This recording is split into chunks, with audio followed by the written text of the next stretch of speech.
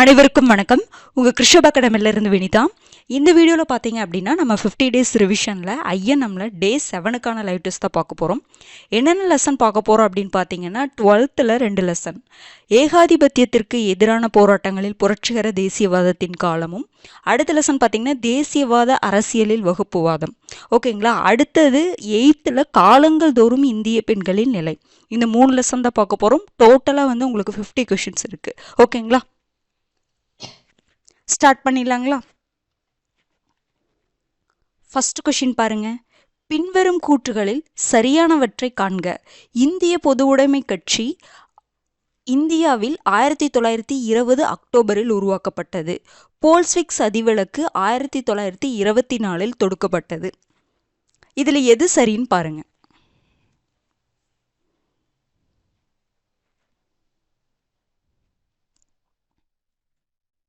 Answer பார்த்தலாங்களா.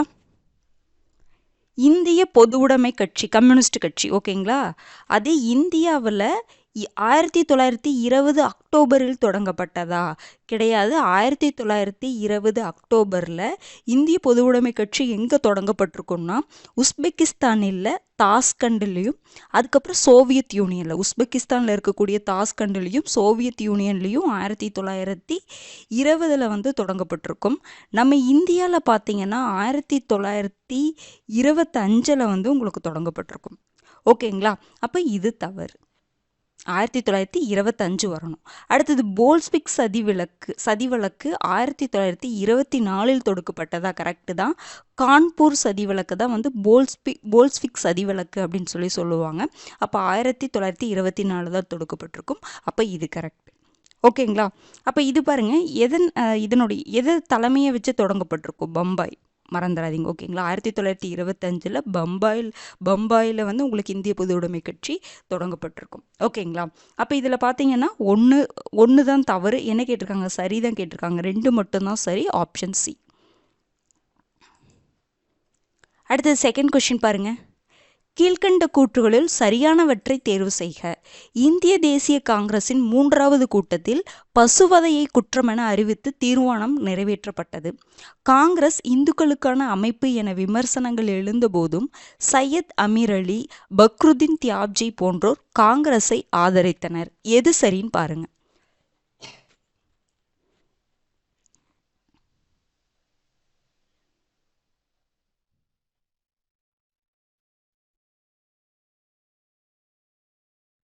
Answer பார்த்தலாங்களா.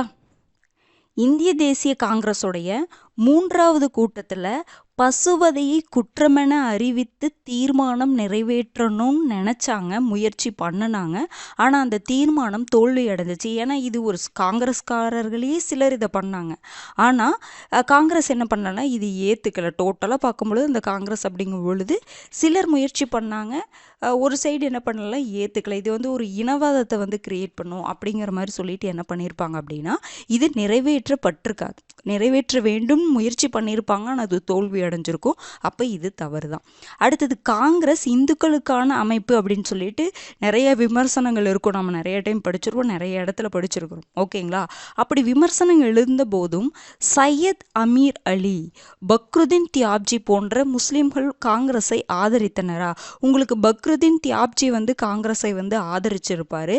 ஆனால் இந்த சையத் அமீர் அலி, அதுக்கப்புறம் பார்த்தீங்கன்னா சையத் அகமது கான், அலிகர் இயக்கத்தை தொடங்கிய சையத் அகமது கான், அவங்கெல்லாம் என்ன பண்ணலன்னா காங்கிரஸை ஆதரிக்கவே கிடையாது. காங்கிரஸ் இந்துக்களுக்கான அமைப்பு அப்படின்னு சொல்லிட்டு என்ன பண்ணாங்கன்னா குற்றம் சுமத்தினாங்க. புரிஞ்சுதுங்களா. அப்போ இது என்ன சொல்லலாம்னா தவறு தான். ஏன்னா சையத் அமீர் அலி வரக்கூடாது. பக்ருதீன் தியாப்ஜி வேணால் காங்கிரஸை ஆதரிச்சார். அப்போ இது தவறு. உங்களுக்கு என்னதான் சரியானது மட்டும்தான் கேட்டிருக்காங்க. அப்போ உங்களுக்கு என்னதுங்க? 1, 2 ரெண்டுமே தவறு. Option A.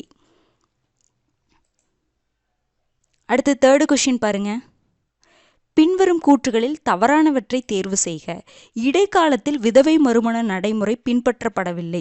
பின்வேத காலத்தில் சதி எனும் பழக்கம் அதிகரித்தது. எது தவறுன்னு பாருங்க.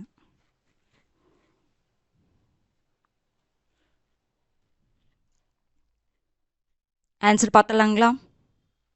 இடைக்காலத்தில் விதவை மறுமண நடைமுறை பின்பற்றப்பட்டதா? அதாவது இடைக்காலத்தில் பார்த்திங்கன்னா உங்களுக்கு டெல்லி சுல்தானாட்சி, முகலாயர்கள் ஆட்சி, அவங்களாம் தான் வருவாங்க. அந்த பீரியடில் விதவை மறுமணம் நடைமுறையில் இருந்துச்சான்னு கேட்டால் சுத்தமாக பின்பற்றப்படவில்லைன்னு சொல்ல முடியாது. ஓகேங்களா, சுத்தமாக பின்பற்றலை அப்படின்னு சொல்ல முடியாது. சில இடத்துல அரிதாக இருந்ததுன்னு சொல்லலாம். விதவை மறுமணம் நடைமுறையில் இல்லை தான், ஆனால் சில இடத்துல அரிதாக இருந்துச்சு, ரேராக இருந்துச்சு, சுத்தமாக பின்பற்றப்படவில்லை அப்படின்னு சொல்ல முடியாது. அப்போ இது தவறு. அடுத்தது பார்த்திங்கன்னா இதில் விதவை மறுமணத்துக்கு அக்பர் வந்து ஆதரவாக இருந்திருப்பாருன்னு சொல்லியிருப்பாங்க, நீங்கள் படிச்சிருப்பீங்க. அடுத்தது பின்வேத காலத்தில் சதி எனும் பழக்கம் அதிகரித்தது. கரெக்டு. முன்வேத காலத்தில் உங்களுக்கு சதி பழக்கமோ இல்லை பெண்களை வந்து அவமரியாதை பண்ணுறதோ, அவங்கள அடிமைப்படுத்துகிறதோ, அது சமூக பொருளாதார வாழ்க்கையில் அவங்கள ஈடுபடுத்துகிறதோ முன்வேத காலத்தில் இருந்துச்சு. பின்வேத காலத்தில் தான் பெண்களுக்கு எதிரான குற்றங்கள் அதிகரிச்சிச்சு. அவங்கள அடிமைப்படுத்துறது, அவங்கள அதிகாரப்படுத்துறது, அந்த மாதிரிலாம் பின்வேத காலத்தில் தான் வந்து ஸ்டார்ட் பண்ணாங்க. அப்போ பின்வேத காலத்தில் சதி அப்படிங்கிற பழக்கம் வந்து பிரபலமானதுன்னு சொல்லியிருப்பாங்க. அப்போ இது கரெக்டு தான். அப்போ எது தவறு உங்களுக்கு? ஒன்று மட்டும்தான் தவறு, ஆப்ஷன் பி. ஓகேங்களா. அடுத்தது 4th கொஸ்டின் பாருங்க. கீழ்காணும் கூற்றுகளில் தவறானவற்றை தேர்வு செய்க. கான்பூர் சதி வழக்கு KF நாரிமன் முன்னிலையில் விசாரணைக்கு வந்தது. மீரட் சதி வழக்கில் குற்றம் சாட்டப்பட்டவர்கள் சார்பில் நீதிபதி HE ஹோம்ஸ் வாதிட்டார். இதில் எது தவறுன்னு பாருங்க.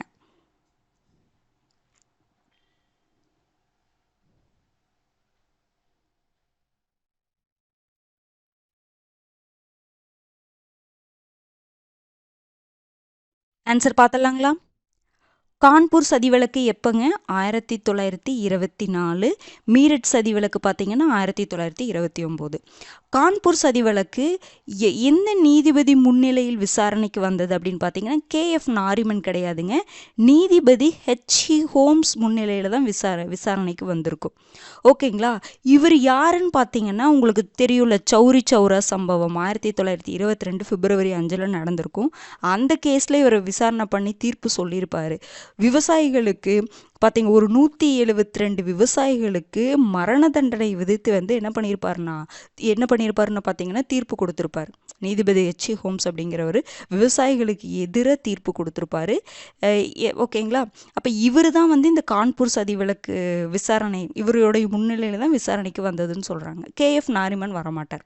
ஓகேங்களா. அடுத்தது மீரட் சதி வழக்கில் குற்றம் சாட்டப்பட்டவர்கள் இருக்காங்கல்ல, அவங்களுக்கு ஆதரவாக யார் யார் வாதாடினாங்கன்னா KF நாரிமன், MC சுக்லா. நீதிபதி HE ஹோம்ஸில் கிடையாது, KF நாரிமன். அடுத்தது பார்த்திங்கன்னா சுக்லா, MC சுக்லா. அவங்கெல்லாம் வந்து என்ன பண்ணாங்கன்னா இவங்க சார்பாக மீரட் சதி வழக்கில் குற்றம் சாட்டப்பட்டவர்களின் சார்பாக வாதாடினாங்க அப்படிங்கிற மாதிரி சொல்கிறாங்க. ஓகேங்களா. அப்போ உங்களுக்கு இது ரெண்டுமே என்னதான் தவறு, இன்டர்சேஞ்ச் ஆகிருக்குது. அப்போ பார்த்தீங்க அப்படின்னா என்னதுங்க, 1, 2 தவறு, ஆப்ஷன் டி. அடுத்தது 5th கொஸ்டின் பாருங்க.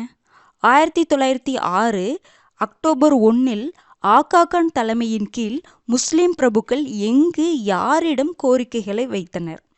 Shimla, Montagu, Lucknow, Minto. Shimla, Minto, Lucknow, Montagu.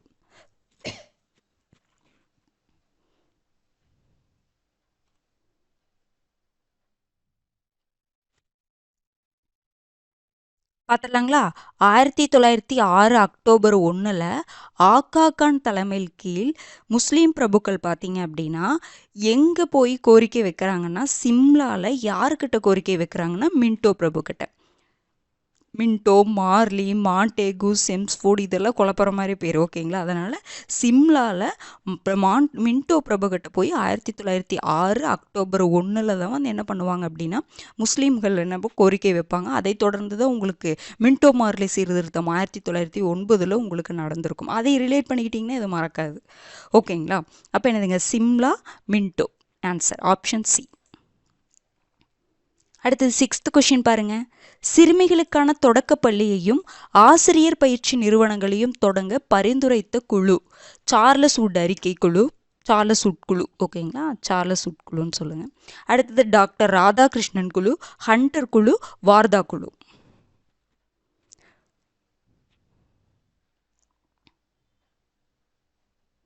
சிறுமிகளுக்கான தொடக்க பள்ளியையும் ஆசிரியர் பயிற்சி நிறுவனங்களையும் தொடங்குவதற்கு பரிந்துரைத்த குழு பார்த்தீங்கன்னா ஹண்டர் குழு 1882.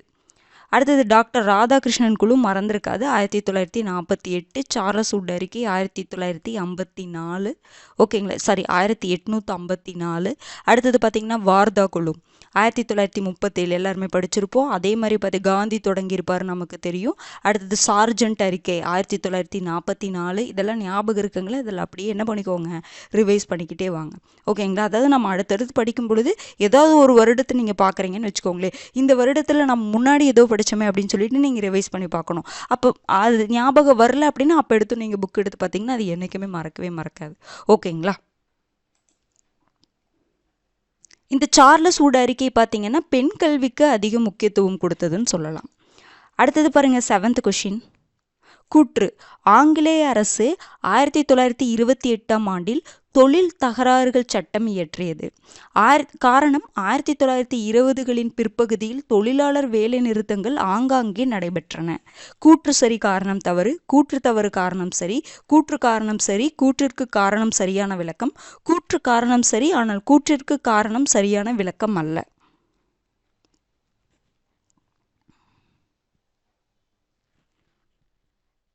ஆன்சர் என்னங்க வரும்? ஆங்கிலேய அரசு பார்த்தீங்கன்னா 1928ல் தொழில் தகராறுகள் சட்டம், இன்னொன்று பார்த்தீங்கன்னா பொதுமக்கள் பாதுகாப்பு மசோதா அப்படின்னு சொல்லிட்டு நிறைவேற்றியிருப்பாங்க. தொழில் தகராறுகள் சட்டம், பொதுமக்கள் பாதுகாப்பு மசோதா ரெண்டுமே 1928ல் ஆங்கிலேய அரசு என்ன பண்ணியிருப்பாங்கன்னா நிறைவேற்றியிருப்பாங்க. இதுக்கு காரணம் என்னன்னா 1920களின் பிற்பகுதியில் பார்த்தீங்கன்னா தொழிலாளர் வேலை நிறுத்தங்கள் அங்கங்கே நடந்துகிட்டே இருந்திருக்கும். நிறைய 1928 அந்த பீரியடில் உங்களுக்கு தென்னிந்திய ரயில்வே வேலை நிறுத்தங்கள் நிறைய அங்கங்கே எல்லாருமே படிச்சிருப்பீங்கள்ல. அந்த 1928 மட்டும் நிறையா போராட்டங்கள், அந்த மாதிரி எல்லா 1920ல் பின்னாடி 1920களின் பிற்பகுதியில் நிறையா வேலை நிறுத்தங்கள் நடந்திருக்கும். அதனால் ஆங்கில அரசு என்ன பண்ணாங்க, இவங்களை அடக்கணும் அப்படிங்கிறக்காக இந்த தொழில் தகராறுகள் சட்டத்தை என்ன பண்ணியிருப்பாங்க, கொண்டு வந்திருப்பாங்க. அப்போ கூற்று சரி, காரணம் சரி, கூற்றிற்கு காரணம் சரியான விளக்கம். ஓகேங்களா, 7th ஆப்ஷன் சி. அடுத்தது 8th கொஷின் பாருங்க. பின்வரும் கூற்றுகளில் சரியானவற்றை காண்க. 1927 டெல்லி முஸ்லிம் மாநாட்டின் கோரிக்கைகள் இந்திய தேசிய காங்கிரஸால் ஏற்கப்பட்டன. அகில இந்திய இந்து மகாசபை டேராடூனை தலைமையிடமாக கொண்டு தொடங்கப்பட்டது. தேசியத்தின் ஆன்மா குறித்த விழிப்புணர்வு உள்ளவர்கள் மற்றவர்களின் மதங்களில் தலையிட மாட்டார் என ஜவஹர்லால் நேரு குறிப்பிடுகிறார். இதுல எது சரின்னு பாருங்க.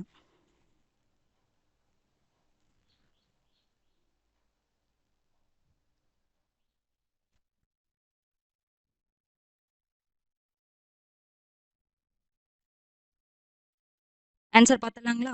1927 டெல்லியில் உங்களுக்கு முஸ்லீம் மாநாடு நடந்திருக்கும்.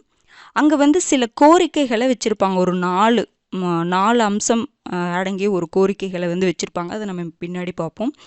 இந்த கோரிக்கைகளை இந்திய தேசிய காங்கிரஸ் ஏற்றதா? கிடையாது. இந்த கோரிக்கைகளை ஏற்கணும் அப்படின்னு சொல்லிட்டு வலியுறுத்தி உங்களுக்கு மோத்திலால் நேரு அப்புறம் பார்த்தீங்கன்னா சீனிவாசன் இவங்கெல்லாம் என்ன பண்ணாங்கன்னா எல்லாத்தையும் ரெக்வஸ்ட் பண்ணாங்க. காங்கிரஸில் இதை பற்றி பேசினாங்க.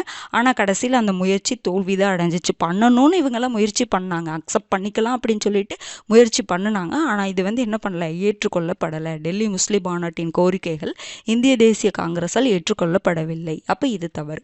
அடுத்தது அகில இந்திய இந்து மகாசபை டேராடூனை தலைமையிடமாக கொண்டு தொடங்கப்பட்டதா? கரெக்ட். எப்போ தொடங்கப்பட்டிருக்கும்?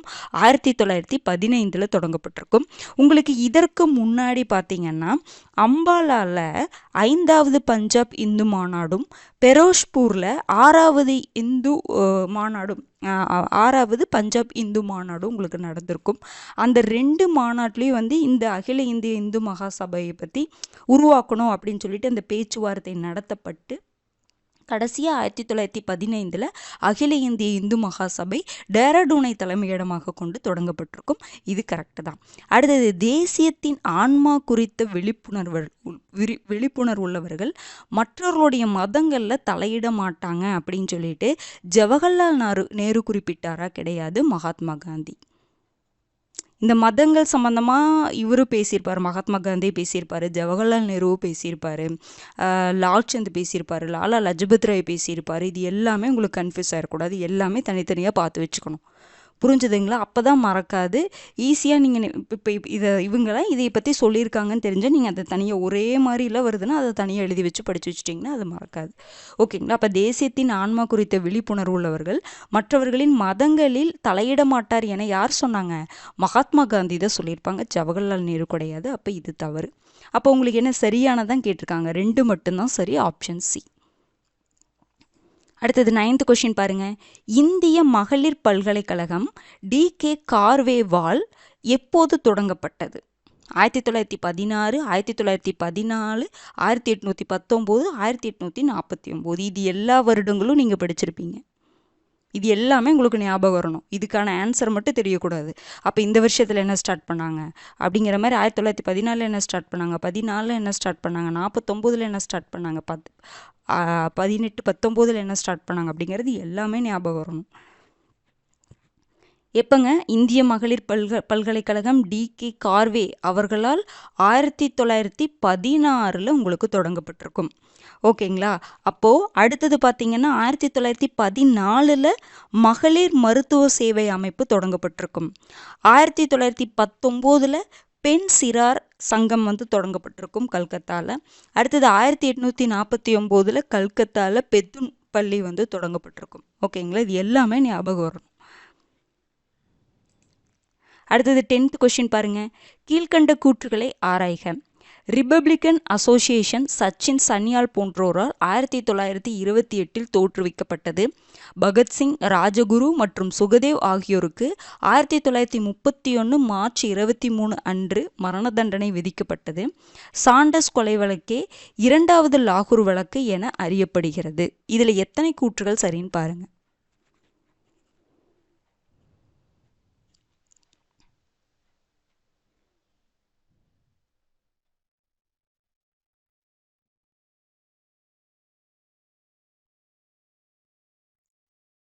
ஆன்சர் பார்த்தலாங்களா? ரிபப்ளிக்கன் அசோசியேஷன் இந்த அமைப்பு யாரால் தொடங்கப்பட்டிருக்கும்? சச்சின் சன்யால், ஜோகே சட்டர்ஜி இவங்க மூலமாலாம் தொடங்கப்பட்டிருக்கும். ஆனால் 1928 தொடங்கப்பட்டதா கிடையாது. 1928 இந்த அமைப்புடைய பெயர் மாற்றப்பட்டிருக்கும். பகத்சிங் மற்றும் அவர்கள் தோழர்களால் ரிபப்ளிக்கன் அசோசியேஷன் அப்படிங்கிற பெயரை என்னென்னு மாற்றிருப்பாங்க? Hindustan Socialist Republican Association, Hindustan Socialistic Republican Association அப்படின்னு சொல்லிட்டு பெயர் தான் மாற்றம் பண்ணியிருப்பாங்க. ஆனால் தொடங்கினது சச்சின் சன்யாலும் ஜோகே சட்டர்ஜியும் தான். 1928 இதனுடைய பெயரை பகத்சிங்கும் அவருடைய தோழர்களும் என்னென்ன மாற்றிருக்காங்கன்னா ஹிந்துஸ்தான் சோசலிஸ்டிக் ரிபப்ளிக்கன் அசோசியேஷன் அப்படின்ட்டு. ஓகேங்களா? அப்போ இது தவறு, அந்த வருஷம் வராது. அடுத்தது பகத்சிங், ராஜகுரு, சுகதேவ் ஆகியோருக்கு 1931 மார்ச் 23 அன்று மரண தண்டனை விதிக்கப்பட்டதாம். அதாவது 1931 மார்ச் 23 மரண தண்டனை நிறைவேற்றப்பட்டிருக்கும். அவங்கள அன்னைக்கு தூக்கிலிட்டிருப்பாங்க. 1931 மார்ச் 23 தூக்கிலிட்டிருப்பாங்க. எப்போ மரண தண்டனை விதிக்கப்பட்டது அப்படின்னு பார்த்தீங்கன்னா 1930 அக்டோபர் 7. புரிஞ்சுதுங்களா? 1930 அக்டோபர் 7 மரண தண்டனை விதிக்கப்பட்டிருக்கும். இவங்களுக்கு மரண தண்டனை அப்படின்னு சொல்லிட்டு தீர்ப்பு வழங்கப்பட்டிருக்கும். 1931 மார்ச் 23 அவங்களுக்கு என்ன பண்ணியிருப்பாங்க? மரண தண்டனையை நிறைவேற்றியிருப்பாங்க, தூக்கிலிட்டிருப்பாங்க. புரிஞ்சுதுங்களா? வித்தியாசம் புரியுதுங்களா? அப்போ இது தவறு தான். அடுத்தது சாண்டர்ஸ் கொலை வழக்கு தான் 2வது லாகூர் வழக்குன்னு சொல்கிறோமா? கரெக்டு தான். புரிஞ்சுதுங்களா? அப்போ சாண்டர்ஸ் கொலை வழக்கு பற்றிலாம் பின்னாடி நம்ம பார்ப்போம். அப்போ என்னதுங்க உங்களுக்கு எத்தனை கூற்றுகள் சரி? ஒரே ஒரு கூற்று மட்டும்தான் சரி, ஆப்ஷன் ஏ. அடுத்தது 11th கொஷின் பாருங்க. ராஷ்ட்ரிய சுயசேவா சங்கம் எப்போது உருவாக்கப்பட்டது? 1925, 1915, 1923, 1922.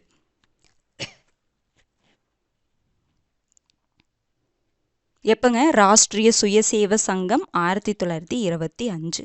1915 என்னங்க பார்த்தோம்? இந்து மகாசபை பார்த்தோமா? டேராடூனை தலைமையிடமாக கொண்டு தொடங்கப்பட்டிருக்கும். அடுத்தது பாருங்க, பொருந்தாத இணையை காண்க. சாரதா சதன் 1887, இந்திய தேசிய சமூக மாநாடு BM மலபாரி, கந்துகூரி வீரேசலிங்கம், விவேகவர்தினி, சாரதா சட்டம் 1930. இதுல எது வந்து பொருந்தாததுன்னு பாருங்க.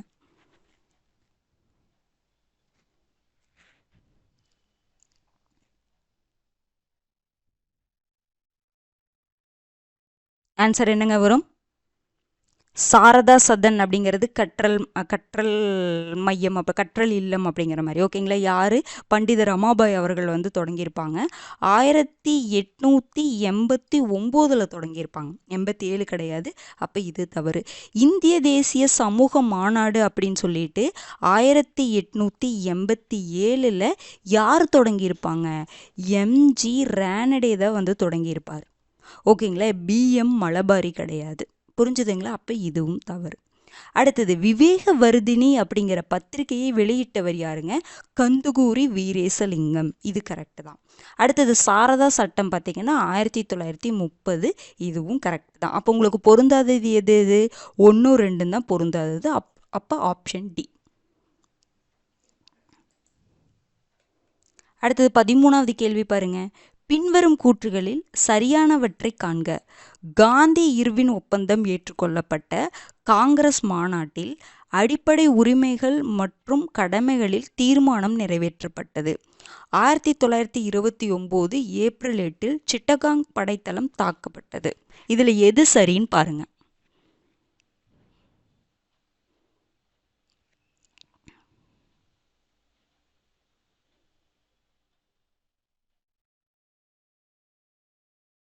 ஆன்சர் பார்த்தலாங்களா? காந்தி இர்வின் ஒப்பந்தம் ஏற்றுக்கொள்ளப்பட்ட காங்கிரஸ் மாநாடு எதுங்க?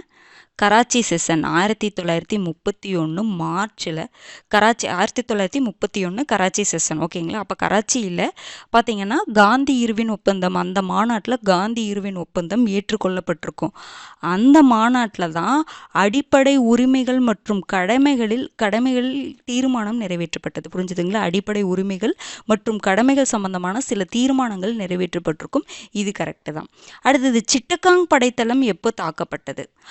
1930 ஏப்ரல் 18. இது சம்மந்தமாக ஒரு கொஷின் வருங்க, பார்த்துக்கோங்க. இங்கேயே நான் சொல்லிட்டேன். எப்போ இது 1929 ஏப்ரல் 8 அப்படிங்கிறது என்னதுங்க? பகத்சிங் அவங்களாம் என்ன பண்ணாங்க அப்படின்னா, சட்டமன்றத்தில் குண்டு போட்டாங்க. அதாவது யாரையும் கொல்லணும் நோக்கத்தில் கிடையாது, கவன ஈர்ப்புக்காக குண்டு போட்டிருப்பாங்க சட்டமன்றத்தில். 1920, ரெண்டுமே டேட் ரொம்ப முக்கியம். 1929 ஏப்ரல் 8. அப்போ தான் வந்து சிட்டகாங் படைத்தளம் தாக்கப்படலை. மத்திய சட்டமன்றத்தில் அந்த குண்டு போட்டது பகத்சிங். சிட்டகாங் படைத்தளம் தாக்கப்பட்டது பார்த்தீங்கன்னா 1930 ஏப்ரல் 18. புரிஞ்சுதுங்களா? அப்போ இது உங்களுக்கு தவறு. அப்போ பார்த்தீங்கன்னா என்னதுங்க? சரிதான் கேட்டிருக்காங்க. 1 மட்டும்தான் சரி, ஆப்ஷன் ஏ. அடுத்தது 14வது கேள்வி பாருங்க. ரொம்ப ரொம்ப முக்கியமான கொஷினுங்க. மீட்பு நாள், முஸ்லிம்கள் தனிநாடு கோரிக்கை, நேரடி நடவடிக்கை நாள்.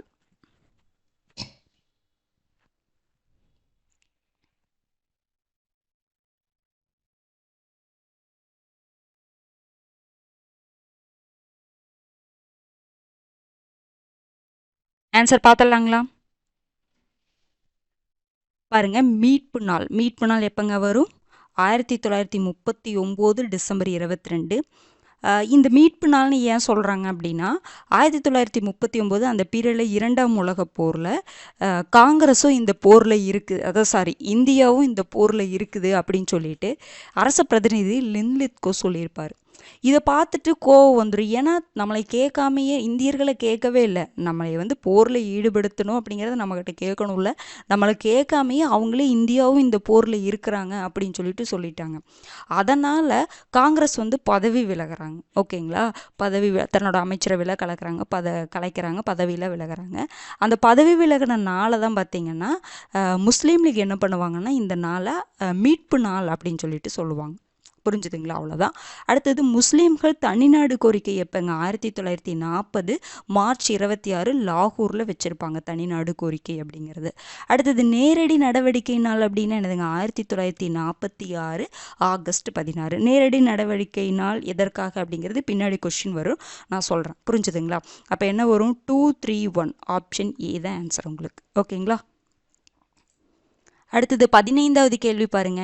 பெண் சிசுக்குலை சட்ட விரோதமானது என அறிவிக்கப்பட்ட சட்டம் எது? ஒழுங்குமுறை சட்டம் 17 1804, வங்காள ஒழுங்குமுறை சட்டம் 17 1829, ஒழுங்குமுறை சட்டம் ஓகேங்களா, ஒழுங்குமுறை சட்டம் 21 1872, வங்காள ஒழுங்குமுறை சட்டம் 21 1804.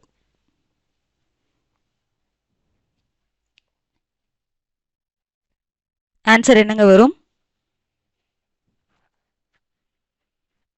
ஆன்சர் வந்து வங்காள ஒழுங்குமுறை சட்டம் 21 1804. இந்த வருடம் அந்த 1872 1829 பார்த்தீங்கன்னா சதி ஒழிப்பு இதெல்லாம் கொஞ்சம் நல்லா பார்த்து வச்சுக்கோங்க. ஓகேங்களா? இந்த பிரிவு கூட கேட்கலாம், கேட்காம கூட போகலாம். ஆனால் வருடம் ரொம்ப முக்கியம். வங்காள ஒழுங்குமுறை சட்டம் 21 1804. ஓகேங்களா? ஆன்சர் என்னது? Option D. அடுத்தது 16வது கேள்வி பாருங்க. உலக பெருமந்த நிலையின் போது இந்திய தொழில்துறைக்கு கிடைத்த நேர்மறை தாக்கங்களுள் பொருந்தாத ஒன்றை தேர்வு செய்க. மலிவான ஊதியத்தில் கிடைத்த தொழிலாளர்கள், உள்ளூர் நுகர்வுக்கு முக்கியத்துவம் அளித்த தொழில்கள் செழித்தோங்கின, பிரிட்டனுடனும் பிற முதலாளித்துவ நாடுகளுடனும் ஏற்பட்ட பலவீனமான உறவு, அனைத்தும் சரி.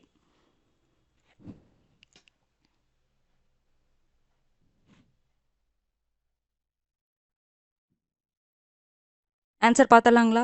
உலக பெருமந்த நிலைன்னா தொழிலில் வந்து வீழ்ச்சி. அது எப்போ? 10 வருஷம் 1929 1939 வரைக்கும் அந்த உலக பெருமந்த நிலைன்னு சொல்கிறாங்க. அப்போது இந்திய தொழில்துறைக்கு ஒரு கிடைத்த, அதாவது எதிர்மறை தாக்கங்கள் நிறைய இருக்குது, நேர்மறை தாக்கங்களும் இருக்குது. அதில் எது பொருந்தலை அப்படின்னு சொல்லிட்டு பாருங்கள். அப்போ அந்த டைமில் மலிவான ஊதியத்தில் தொழிலாளர்கள் கிடைச்சாங்க. ஏன்னா வேலையே இல்லை. அப்போ ஏதோ ஒரு வேலைக்கு போய் கொஞ்சம் கிடைச்சாலும் பரவாயில்ல அப்படின்னு சொல்லிட்டு தொழிலாளர்கள் எந்த வேலையாக இருந்தாலும் செஞ்சாங்க, கம்மியாக கொடுத்தாலும் செஞ்சாங்க. அப்போ இது ஒரு நேர்மறை தாக்கம் தான். மலிவான ஊதியத்தில் தொழிலாளர்கள் கிடைச்சாங்க இந்திய தொழில்துறைக்கு. அடுத்தது உள்ளூர் நுகர்வுக்கு முக்கியத்துவம் அளித்த தொழில்கள் செழித்தோங்கியது. அப்போ உள்ளூர் நுகர்வுக்கு எந்த தொழில்கள்லாம் முக்கியத்துவம் கொடுத்ததோ அந்த தொழில்கள்லாம் செலுத்தது. ஏன் அப்படின்னா இந்த உலக பெருமந்த நிலை அப்படிங்கிறது இப்போ அமெரிக்கா வந்து பொருளாதாரத்தில் வீழ்ச்சி அடையும் பொழுது என்ன ஆகுதுன்னா அப்படியே சைடு அந்த அமெரிக்காவை நம்பி இருக்கக்கூடிய நாடுகள் அப்படியே வீழ்ச்சி அடையும். அப்போ அந்த கண்ட்ரியை நம்பி இருக்கக்கூடிய நாடுகள் வீழ்ச்சி அடையும் அவங்க பொருளாதாரத்தில். அப்படியே இருந்தது ஃபுல்லாகவே உலக பெருமந்த நிலை ஏற்படுறது. புரிஞ்சுதுங்களா? ஒரு நாடு டவுன் ஆயிடுச்சுன்னா அதை டிபெண்ட் பண்ணி இருக்கக்கூடிய இன்னொரு நாடு அப்படியே டவுன் ஆயிரும். அதுதான் இன்றைக்கும் அப்படி தான். நம்ம டிபெண்ட் பண்ணி இருக்கும் பொழுது என்ன ஆகும்னா அந்த நாடு இதாச்சு அப்படின்னா ஃபுல்லாகவே என்ன ஆயிரும்னா எல்லாமே வந்து ஒரு தொழிலில் வந்து ரொம்ப பாதிக்கப்பட்டுரும். இப்போ பார்த்திங்கன்னா நிறைய வணிக சம்மந்தமாக நிறைய பிரச்சனை போயிட்டுருக்கு. அமெரிக்கா அதிபர் பார்த்திங்கன்னா நிறைய வரியை விதிக்கிறாரு. அவர் என்ன பண்ணுறாருன்னா மற்ற கண்ட்ரி வந்து தன்னுடைய நாட்டுக்கு வரி விதிக்கிறாங்க, அதனால் நான் விதிக்கிறேன் அப்படிங்கிற மாதிரிலாம் சொல்கிறாங்க. அப்போ என்னதுன்னா இது வந்து இதுவும் அதே மாதிரி தான். அப்போது இது என்னென்னா இப்போ உள்ளூர் நுகர்வுக்கு உள்ள வேலை செய்கிறவங்களுக்கு எந்த பிரச்சனையும் இல்லை. உள்ளூர் நுகர்வுக்கு முக்கியத்துவம் அளித்த தொழில்கள்லாம் வந்து செழித்தோங்கிச்சு. ஏன்னா வெளியிலிருந்து கிடைக்கல. அப்போ உள்ளூர் தேவைக்கான தொழில் செய்யக்கூடிய அந்த தொழில்துறை வந்து வளர்ந்துச்சுன்னு சொல்லலாம். அப்போ இது கரெக்டு தான். அடுத்தது பிரிட்டனுடனும் பிற முதலாளித்துவ நாடுகளுடன் ஏற்பட்ட பலவீனமான உறவு, அதுவும் ஒரு காரணம்தான். ஏன்னா நம்ம அவங்கள டிபெண்ட் பண்ணி இருக்குல்ல, நம்ம வந்து நம்மளே உற்பத்தி பண்ணிக்கிறோம் அப்படிங்கும் பொழுது அந்த இடத்துல நம்ம டிபெண்ட் பண்ணி இருந்தால் இன்னும் நம்ம வீக்காக இருப்போம். டிபெண்ட் பண்ணால் நம்மளே நமக்கு தேவையானதில் உற்பத்தி பண்ணிக்கிறோம். இது நிறைய இந்த பாயிண்ட்டை வச்சு நிறைய நம்மளால் சொல்ல முடியும். சும்மா நான் ஒரு மேலோட்டமாக சொல்கிறேன். புரிஞ்சுதுங்களா? அப்போ இதுவும் ஒரு நேர்மறை தாக்கம் தான். அப்போ இது எல்லாமே சரி, எதுவுமே பொருந்தலைன்னு சொல்ல முடியாது. அப்போ ஆப்ஷன் டி அனைத்தும் சரி. ஓகேங்களா? அடுத்தது 17th கொஷின் பாருங்கள். பின்வரும் கூற்றுகளில் சரியானவற்றை காண்க. வெள்ளையனே வெளியேறு இயக்கத்தில் முஸ்லீம் லீக் தன்னை ஈடுபடுத்தி கொண்டது. அமைச்சரவை தூதுக்குழு திட்டத்தை முஸ்லீம் லீக் நிராகரித்தது. இதில் எது சரின்னு பாருங்க.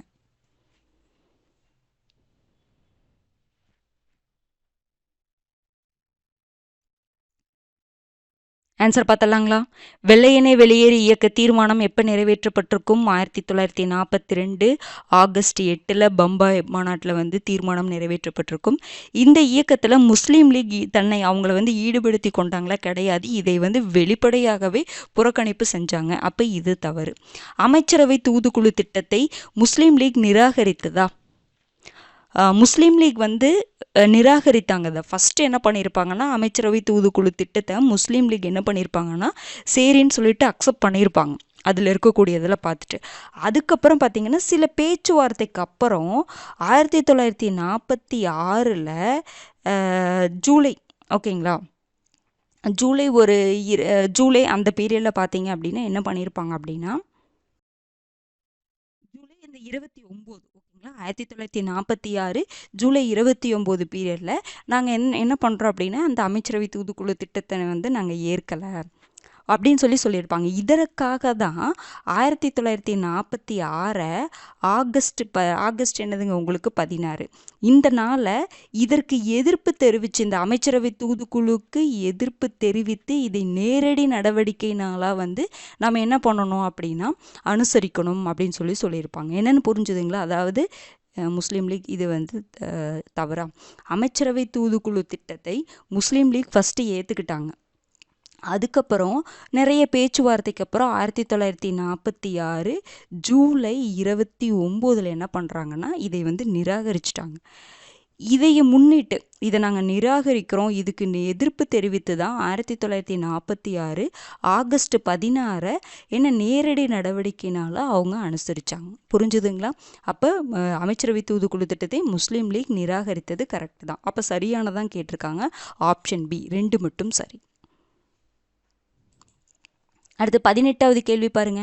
மദ്രാஸ் தேவதாசி சட்டம் இயற்றப்பட்ட ஆண்டு October 9 1930, October 1 1930, October 9 1947, October 1 1947.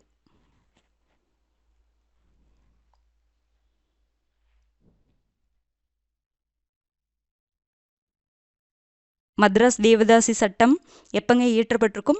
October 9 1947 தான். 1930ங்கிறது உங்களுக்கு மசோதாவை ஃபஸ்ட்டு கொண்டு வந்திருப்பாங்க. 47 தான் என்ன பண்ணியிருப்பாங்க அப்படின்னா அதை நிறைவேற்றியிருப்பாங்க. ஓகேங்களா, அந்த சட்டத்தை இயற்றியிருப்பாங்க.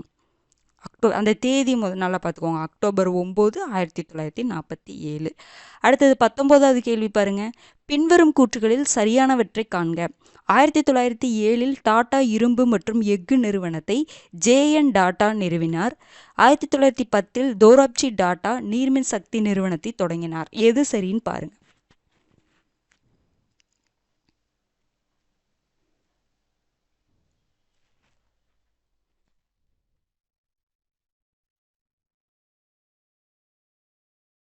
ஆன்சர் பார்க்கலாங்களா?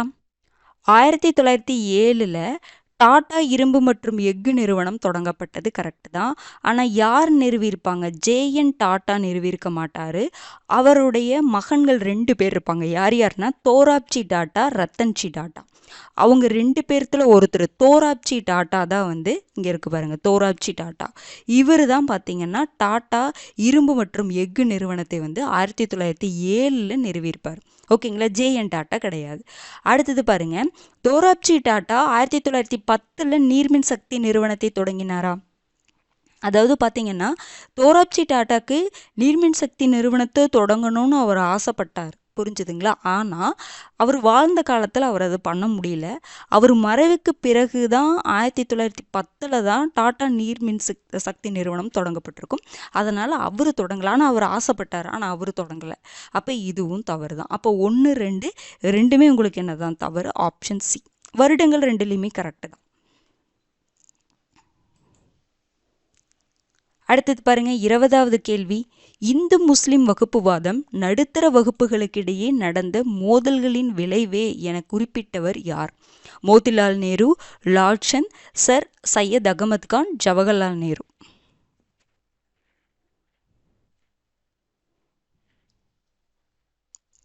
ஆன்சர் என்னங்க வரும்? இந்து முஸ்லிம் வகுப்புவாதம் நடுத்தர வகுப்புகளிடையே நடந்த மோதல்களின் விளைவுதான். மனசாட்சியுள்ளவர்கள் இந்த வகுப்புவாதத்திலிருந்து விலகியே இருப்பர் அப்படின்னு சொன்னது யாருங்க உங்களுக்கு? ஜவஹர்லால் நேரு. Option D. லால்சந்த் சில விஷயங்கள் சொல்லியிருப்பார். மோத்திலால் நேருவில் உங்களுக்கு லால்சந்த் வருவார். அப்புறம் மகாத்மா காந்தி மதத்தை பற்றி சொல்லியிருப்பாங்க. நம்ம போன கடைசியாக பார்த்தோம் பார்த்தீங்களா? இதெல்லாம் நீங்கள் தனியாக நோட் பண்ணி வச்சுக்கணும். ஓகேங்களா? அடுத்தது பாருங்க, 21வது கேள்வி. 1884 குழந்தை திருமணத்தை ஒழிப்பதற்கான ஒரு இயக்கத்தை தொடங்கியவர் யார்? BM பால், மலபாரி, கந்துக்கூரி வீரேசலிங்கம், MG ரானடே, அக்பர்.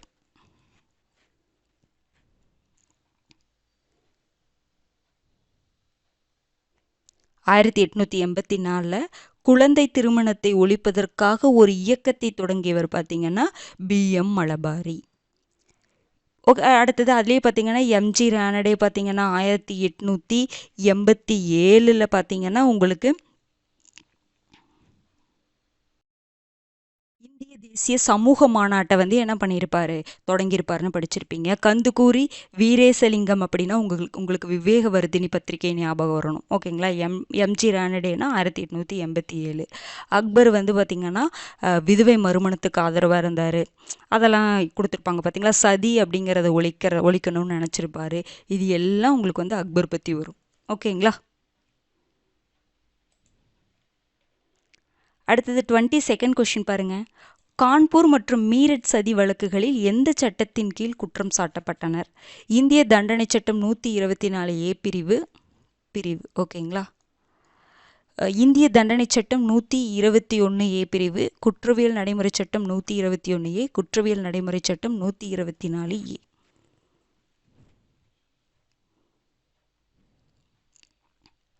ஆன்சர் என்னங்க வரும்? கான்பூர் மற்றும் மீரட் சதி வழக்குல எந்த சட்டத்தின் கீழ் குற்றம் சாட்டப்பட்டன? ரொம்ப முக்கியமானதுங்க. இந்திய தண்டனை சட்டம் பிரிவு 121A.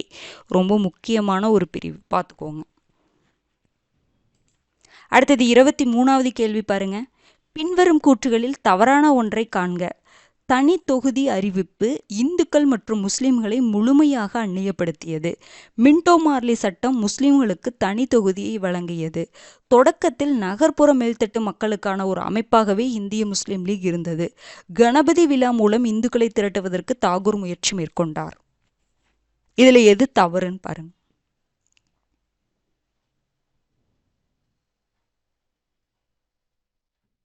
ஆன்சர் பார்த்தலாங்களா? தனி தொகுதி அப்படிங்கிற அறிவிப்பு, வகுப்புவாரி பிரதிநிதித்துவம் அப்படிங்கிறது இந்துக்கள் மற்றும் முஸ்லிம்களை முழுமையாக அந்நியப்படுத்தியதா? கரெக்டு தான். அடுத்தது மின்டோ மார்லே சட்டம் முஸ்லீம்களுக்கு தனி தொகுதியை வழங்கியதா? கரெக்டு தான். நம்ம முன்னாடியே பார்த்தோம்ல, ஆகா கான் தலைமையிலானவங்களாம் சேர்ந்து என்ன பண்ணாங்க, மின்டோ கிட்ட போய் சில கோரிக்கைகளை வச்சாங்க. அதற்கு பிறகு தான் 1909 மின்டோ மார்லி சட்டத்தில் முஸ்லீம்களுக்கு தனி தொகுதி கொடுத்தாங்க. தொடக்கத்தில் நகர்ப்புற மேல்தட்டு மக்களுக்கான ஒரு அமைப்பாகவே இந்திய முஸ்லிம் லீக் இருந்ததா? கரெக்டு தான். கணபதி விழா மூலம் இந்துக்களை திரட்டுவதற்கு தாகூர் முயற்சி மேற்கொண்டாரா? தாகூர் கிடையாது, திலகர். இந்த கொஷின் கூட போன டைம் கேட்டிருந்தாங்க. அப்போ இது தவறு தான். ஓகேங்களா? அப்போ உங்களுக்கு 12th கேட்குறாங்கன்னா ஈஸியாக கேட்பாங்க. அதாவது ரொம்ப டெஸ்ட் பண்ணிலாம் கேட்காம மேலோட்டமாக நம்ம படிக்கிறோம் பார்த்தீங்களா? இந்த டெஸ்ட்டில் நீங்கள் அட்டன் பண்ணாங்கவே ஓரளவுக்கு, ஏன்னா இதில் முக்கியமான பாயிண்ட்ஸ் எல்லாமே இதில் கொண்டு வந்துடுறோம். அப்படிங்கும்பொழுது இதெல்லாம் நீங்கள் அட்டன் பண்ணாவே 11th 12th என்ன கேட்டாலும் உங்களுக்கு ஆன்சர் போட முடியும். ஆனால் 10th வரைக்கும் இருக்கிறதுல எப்படி வேணாலும் டெஸ்ட் பண்ணி கேட்கலாம். ஆனால் இந்த 11th 12th உங்களுக்கு டைரக்ட் கொஷின் ஈஸியாக தான் கேட்பாங்க. ஓகேங்களா? அடுத்தது 24வது கேள்வி பாருங்க. சதி முறையினை ஒழிக்க முயன்ற முகலாய ஆட்சியாளர் யார்? பாபர், அக்பர், ஷாஜஹான், ஹுமாயூன். நான் முன்னாடியே ஆன்சர் சொல்லிட்டேன். இது ரொம்ப முக்கியமான ஒன்றுங்க. இதில் நீங்கள் சதி முறையினை ஒழிக்க முயன்ற முகலாய ஆட்சியாளர் யாருங்க? அக்பர். ரொம்ப ரொம்ப முக்கியமானது. நீங்கள் தனியாக போய் இப்போ நீங்கள் வந்து முகலாயர் ஏதாவது நோட்ஸ் எழுதி வச்சுருந்தீங்கன்னா இந்த பாயிண்ட்டும் அக்பர் கூட சேர்த்து எழுதி வச்சுக்கோங்க. புரிஞ்சுதுங்களா? ஏன்னா நமக்கு ஒவ்வொரு டாப்பிக்கில் சில முக்கியமான பாயிண்ட்ஸ் எல்லாம் வேறு சப்ஜெக்டில் தான் கொடுத்துருக்குறாங்க, அதே சப்ஜெக்டில் கொடுத்துருக்கிறது கிடையாது. அப்போ நீங்கள் நோட்ஸ் வச்சுருந்தீங்கன்னா அது ரிலேட்டடாக படிக்கும்பொழுது அங்கே போய் எழுதி வச்சுக்கோங்க, அது மறக்காது. அதுக்காக தான். புரிஞ்சுதுங்களா? அப்போ சதி முறையினை ஒழிக்க முயன்றவர் யாருங்க? முயன்ற முகலாய ஆட்சியாளர் பார்த்தீங்கன்னா அக்பர் தான். அடுத்தது 25வது கேள்வி பாருங்க. ஆல்பர்ட் ஐன்ஸ்டீன் குற்றம் சாட்டப்பட்டவர்களுக்கு ஆதரவாக குரல் கொடுத்த வழக்கு எது? மீரட் சதி வழக்கு, கான்பூர் சதி வழக்கு, பெஷாவர் சதி வழக்கு, லாகூர் சதி வழக்கு.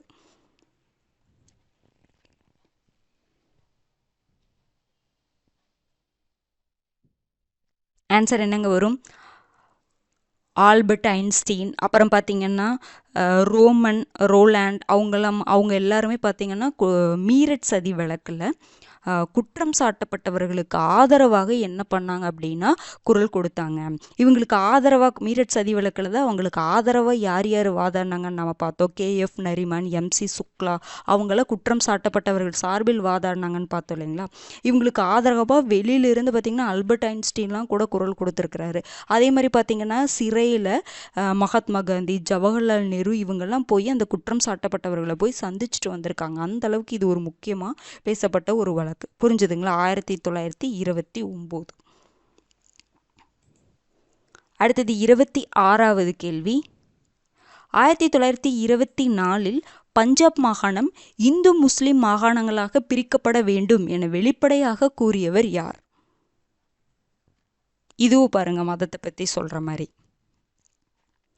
1920 சர்வப்பள்ளி கோபாலா, லாலா லஜபத் ராயா, லால்சந்தா, குரோஸ்த்வைட்டா. 1924 பஞ்சாப் மாகாணம் இந்து முஸ்லீம் மாகாணமாக பிரிக்கணும் அப்படின்னு சொல்லிட்டு, ஏன்னா பிரச்சனை அதிகமாக போயிட்டுருக்கு. வகுப்புவாதங்கள், இந்து முஸ்லீம் அவங்களாம் வந்து பயங்கர சண்டை, பயங்கர கலவரமாக போயிட்டுருக்கு. அந்த மாதிரி ஒரு சுச்சுவேஷனில் பிரிச்சிடலாம், இந்து முஸ்லீம் மாகாணம் கண்டிப்பாக பிரிச்சிடணும் அப்படின்னு சொல்லிட்டு லாலா லஜபத் ராய் வந்து சொல்லியிருப்பாங்க. ஓகேங்களா? அடுத்தது 27வது கேள்வி பாருங்க. ஜௌஹர் என்பது என்ன? பெண்கள் உடன்கட்டை ஏறுதல், பெண் சிசு கொலை, போர் வீரர்களின் மனைவிகள் மற்றும் மகள்களின் கூட்டு தன்னார்வ தற்கொலை நடைமுறை, ராஜபுத்திர வீரர்களின் கூட்டுப்படை தாக்குதல் முறை. இதுல எது சரின்னு பாருங்க.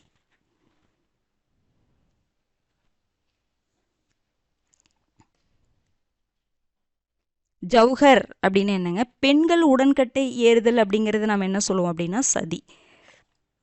கணவன் இறந்ததுக்கு அப்புறம் அந்த உடன்கட்டை வேகிற அந்த கட்டையில் பெண்ணும் குதிச்சு இறந்துடணும். அதுதான் வந்து பெண்கள் உடன்கட்டை ஏறுதல் சதி. பெண் சசுக்களை வராது. பெண்கள் உடன்கட்டை ஏறுதல் ஜௌஹர் வராது. போர் வீரர் ரஜபுத்திர போர் வீரர்கள் இருக்காங்க பார்த்தீங்களா, அவங்க வந்து தான் சைடு வந்து தோக்க போகிறோம் அப்படின்னு தெரிஞ்ச உடனே அவங்களுடைய மனைவிகள் மற்றும் மகள்களுடைய அந்த கூட்டு தன்னார்வ தற்கொலை நடைமுறை தான் பார்த்தீங்கன்னா எல்லாருமே சேர்ந்து தற்கொலை பண்ணுறது தான் பார்த்தீங்க அப்படின்னா தானா சதிங்கிறது வற்புறுத்துவாங்க. சில பேர் தானாக போயிடுவாங்க, சில பேர் பார்த்திங்கன்னா வற்புறுத்தி அவங்கள தள்ளிவிடுறது. ஆனால் இது வந்து என்னென்னா தன்னார்வ தற்கொலை. ஜவஹர் அப்படிங்கிறது கூட்டு தன்னார்வ தற்கொலை நடைமுறை. அந்த வித்தியாசத்தை புரிஞ்சுக்கோங்க. புரிஞ்சுதுங்களா? அப்போ இது கரெக்டு. அதை ரஜபுத்திர போர் வீரர் ராஜஸ்தானில் இருக்கக்கூடிய அந்த ரஜபுத்திரர்கள் போர் வீரர்கள் அந்த சைடு வந்து இதை ஃபாலோ பண்ணியிருக்கிறாங்க. புரிஞ்சுதுங்களா? ரஜபுத்திர வீரர்களின் கூட்டுப்படை தாக்குதல் இது வராது. புரிஞ்சுதுங்களா? இது கூட்டு தன்னார்வ தற்கொலை நடைமுறை. யார் யாரு? ரஜபுத்திர போர் வீரர்களுடைய மனைவிகள் மற்றும் மகள்கள். அப்போ ஆப்ஷன் சி த ஆன்சர். அடுத்தது 28வது கேள்வி பாருங்க. கீழ்கண்ட கூற்றுகளில் தவறானவற்றை காண்க. நாம் எந்த லட்சியத்திற்காக போரிட்டோமோ அதன் தூய கருதுகோளே மிக முக்கியமானது என குறிப்பிட்டவர் Surya Sen. Chittagong armoury raiders reminiscences என்ற நூல் கல்பனா தத்தின் சுயசரிதை ஆகும். இதுல எது தவறுன்னு பாருங்க.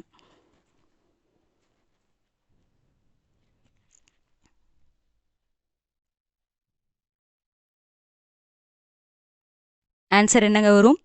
நாம் எந்த லட்சியத்திற்காக போராடுறோமோ அதனுடைய அந்த தூய அந்த கருதுகோள் இருக்கு பார்த்தீங்களா, அதுதான் முக்கியம் அப்படின்னு சொன்னது சூர்யா சென் சொன்னாரா? கிடையாது, பகத்சிங் சொன்னார். ஓகேங்களா? பகத்சிங் நான் ஏன் நாத்திகனானேன் அப்படிங்கிற அந்த புத்தகத்தில் சொல்லியிருப்பார். ஓகேங்களா? அப்போ இது தவறு. அடுத்தது சிட்டகாங் ஆர்மரி ரைடர்ஸ் ரெமினசன்ஸ் அப்படிங்கிற புக்கு வந்து கல்பனா தத்துடைய சுயசரிதையா? இது கரெக்டு தான். அப்போ உங்களுக்கு என்னதுங்க? எது தவறு? ஒன்று மட்டும் தவறு, ஆப்ஷன் பி. அடுத்தது 29th கொஷின் பாருங்க. கீழ்காணும் கூற்றுகளில் தவறானவற்றை தேர்வு செய்க. இந்துக்கள் ஆகிய நாங்களாகவே ஒரு தேசமாக உள்ளோம் என்று VD சவர்கர் கூறினார். மாகாண இந்து சபை அலகாபாத்தை தலைமையிடமாக கொண்டு தொடங்கப்பட்டது. இதில் எது தவறுன்னு பாருங்க.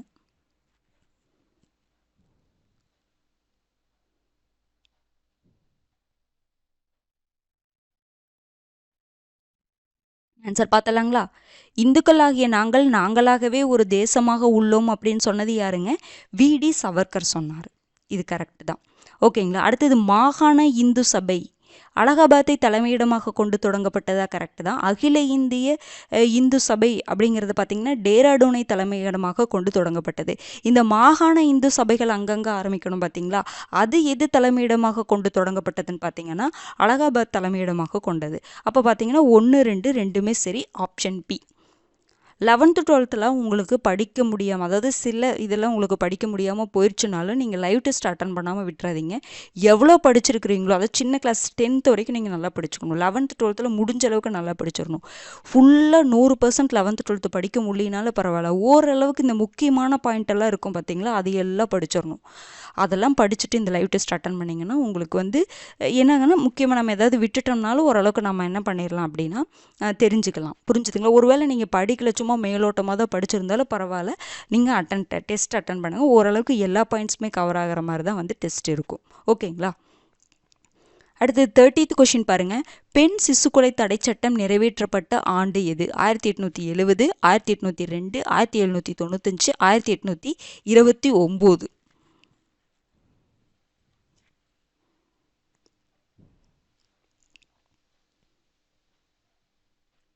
பெண் சிசுக்கொலை தடை சட்டம் பார்த்தீங்கன்னா 1870.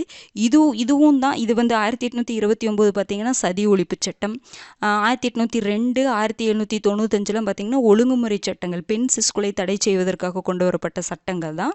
ஆனால் பெண் சிசுக்கொலை தடை சட்டம் அந்த பேரில் வந்தது 1870. ஓகேங்களா? இது மூணுமே பெண் சிசுக்கொலையை தடை பண்ண சட்டம் தான். ஆனால் அந்த பெயர் வேறு. ஓகேங்களா? 1870 தான் பெண் சிசுக்கொலை தடை சட்டத்தை நிறைவேற்றியிருப்பாங்க. புரிஞ்சுதுங்களா? 31வது கேள்வி பாருங்க. லாகூர் சதி வழக்கில் தண்டனை விதிக்கப்பட்ட போது கவர்னர் ஜெனரலாக பதவி வகித்தவர் யார்? ரிப்பன் பிரபு, ஹர்சன் பிரபு, இர்வின் பிரபு, சாண்டஸ்.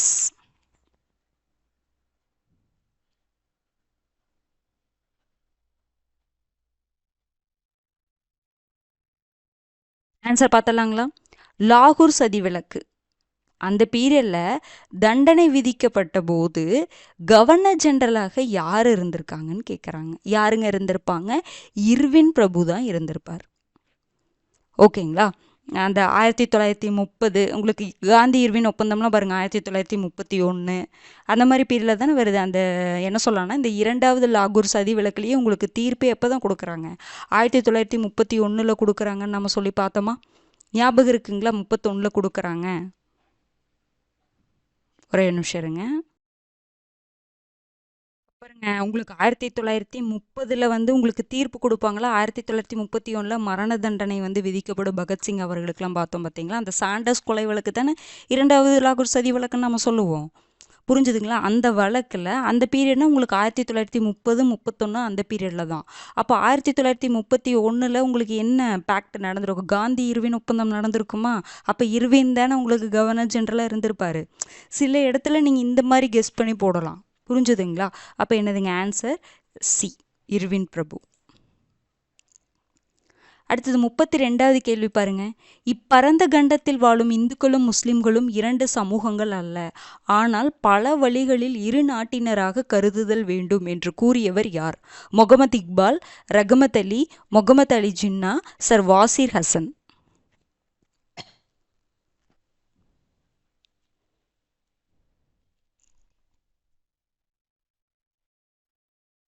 ஆன்சர் என்னங்க வரும்?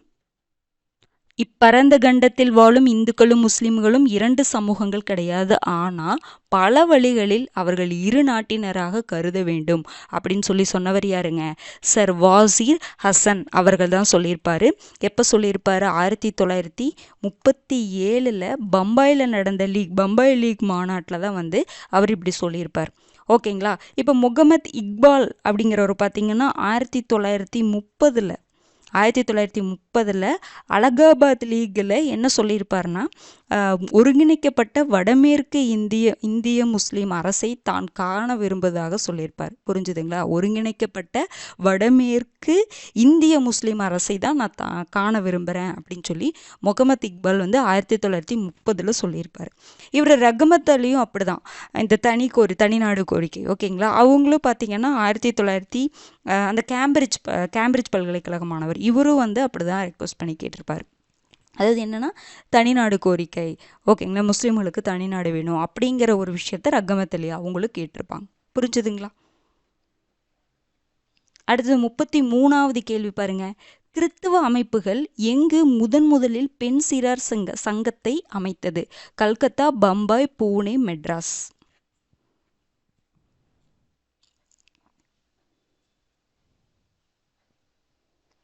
கிறித்துவ அமைப்புகள் பெண் சிறார் சங்கத்தை எங்கே அமைச்சாங்க? கல்கத்தாவில் அமைச்சாங்க. எப்போ அமைச்சாங்க? 1819. 1849 யாருங்க? பெத்துன்பள்ளி அமைக்கப்பட்டிருக்கும். அதையும் ஞாபகம் வச்சுக்கோங்க, ஓகேங்களா? அப்புறம் பார்த்தீங்க அப்படின்னா சாரதா சதன் பம்பாயில் அமைக்கப்பட்டிருக்கும். அதுக்கப்புறம் பிறகு பூனேல மாற்றப்பட்டிருக்கும். இதெல்லாம் படிச்சுக்கோங்க, அப்படி ரிவைஸ் பண்ணிக்கோங்க. அடுத்தது 34வது கேள்வி பாருங்க. தனிப்பட்ட நடவடிக்கைகளின் இடத்தில் ஆயுதம் தாங்கிய போராட்டத்தை ஏற்பாடு செய்வது என்னும் பாதையை ஓர் அர்ப்பணிப்பு மிக்க இளைஞர் பட்டாளம் காட்டித்தர வேண்டும். அதன் போக்கில் நம்மில் பலர் இறக்க நேரிடும். ஆனால் அத்தகைய உன்னத நோக்கத்திற்காக நமது தியாகம் வீண் போகாது. மேற்கண்ட கூற்றை கூறியவர் யார்? சூர்யா சென், அனந்தகுப்தா, பகத்சிங், கல்பனா தத்.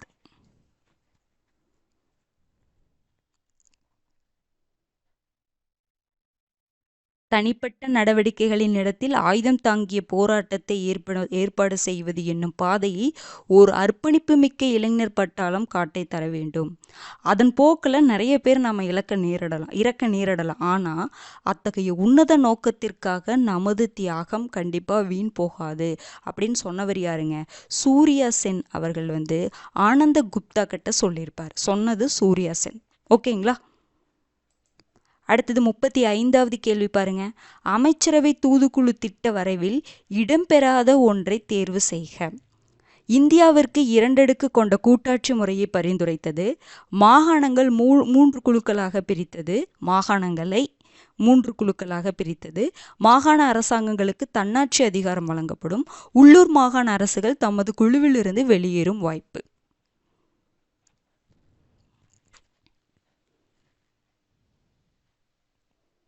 அமைச்சரவை தூதுக்குழு திட்டம் இருக்குது பார்த்தீங்களா? அதை கூட காங்கிரஸ், முஸ்லீம் லீக் நிராகரித்தது அப்படின்னு சொல்லி பார்த்தோம். அதனால தான் 1946 இதற்கு எதிர்ப்பு தெரிவித்து நேரடி நடவடிக்கையினால் அனுசரித்தாங்கன்னு சொல்லி பார்த்தோமா? பாருங்கள், இந்த திட்டத்தில் இடம்பெறாத ஒன்று எதுன்னு பார்க்கணும். உள்ளூர் மாகாண அரசுகள் தமது குழுவிலிருந்து வெளியேறலாம், இது இருந்துச்சு, ஓகேங்களா? அடுத்தது மாகாண அரசாங்களுக்கு தன்னாட்சி அதிகாரம் கொடுக்கப்பட்டது, இதுவும் கரெக்டு தான். மாகாணங்கள் 3 குழுக்களாக பிரிக்கப்பட்டது, கரெக்டு தான். இந்தியாவிற்கு 2 அடுக்கு கொண்ட கூட்டாட்சி முறையை பரிந்துரைத்ததா? கிடையாது. 3 அடுக்கு கொண்ட கூட்டாட்சி முறையத்தை என்ன பண்ணியிருக்கோம்? பரிந்துரைச்சிருக்கோம். அப்போ இது தவறு.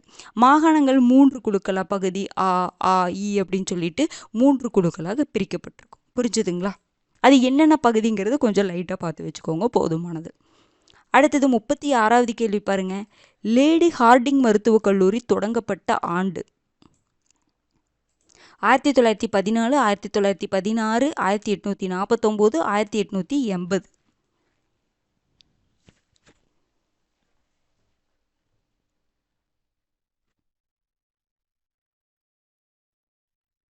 ஆன்சர் என்னங்க வரும்? 1916 தான் லேடி ஹார்டிங் மருத்துவக் கல்லூரி தொடங்கப்பட்டிருக்கும். நம்ம முன்னாடியே பார்த்தோம்ல, இந்திய மகளிர் பல்கலைக்கழகம் DK கார்வே தொடங்கியிருப்பார் பார்த்தீங்களா? அதுவும் 1916 தான். 1914 பார்த்தீங்கன்னா மகளிர் மருத்துவ சேவை அமைப்பு. 1914ங்கிறது மகளிர் மருத்துவ சேவை அமைப்பு. 1849 பார்த்தீங்கன்னா பெத்துன்பள்ளி. அது யார் தொடங்கியிருப்பாங்க? கல்கத்தாவில் கல்விக் கழகத்தின் தலைவராக இருந்தவர் தான் JED பெதுன். அவர் தான் 1849 பெதுன்பள்ளியை தொடங்கியிருப்பார். அடுத்தது 37வது கேள்வி பாருங்க. பின் வருவனவற்றை கால வரிசைப்படுத்துக. Bombay spinning and weaving company, வங்காள இரும்பு மற்றும் எஃகு ஆலை, முதல் சணல் உற்பத்தி ஆலை, முதல் முறையாக தொழில்துறை ஆணையம் நிறுவப்படல், லக்னோவில் முதல் காகித ஆலை.